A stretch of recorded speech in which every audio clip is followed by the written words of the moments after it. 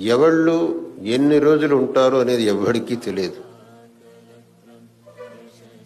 అనేక మంది అనుకుంటారు నేను చాలా కాలం ఉంటానని. మరునాడు ఏం జరుగుతుంది అని ఎవరికీ తెలియదు. అందుకే పెద్దలు అన్నారు, క్షణశః కణశశ్చైవ విద్యామర్థంచ సాధయేత్ గృహీత ఇవ కేశేషు మృత్యునా ధర్మమాచరేత్. అంటే ధర్మాన్ని ఆచరించాలి అనే విషయంలో రేపు అని అనకూడదు. రేపటి దివసం మనది అవునో కాదో ఎవడికి తెలుసు.